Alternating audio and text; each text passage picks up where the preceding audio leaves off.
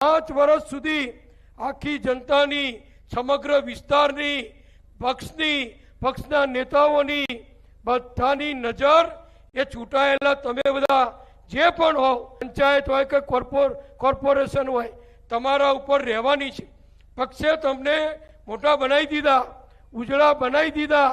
હવે પક્ષને ઉજળો બનાવવો, પક્ષને લોકપ્રિય બનાવવો, પક્ષની પ્રતિષ્ઠા વધારવી, મોદી સાહેબની, અમિતભાઈની, ભૂપેન્દ્રભાઈની, જગદીશભાઈની કે આપણા મહેસાણા જિલ્લાની ગૌરવ વધારવું, એ તમે બધા જે ચૂંટાયા છો એમની જવાબદારી છે.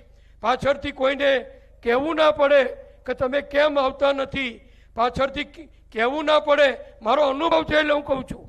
પહેલાં શરૂઆતમાં બધા ચૂંટાય છે, પણ પછી મિટિંગોમાં હાજર ને 3 મિટિંગ જાય, 2 મિટિંગ ના જાય, વોર્ડમાં મુલાકાત ના લે, મતદારો ના મળે. આવું ના થાય એ જોવાની તમારી બધાની આજથી શુભ શરૂઆત થઈ છે. એટલે અભિનંદન પણ આપું છું, સાથે સાથે જવાબદારી પણ તમને યાદ કરાવું છું.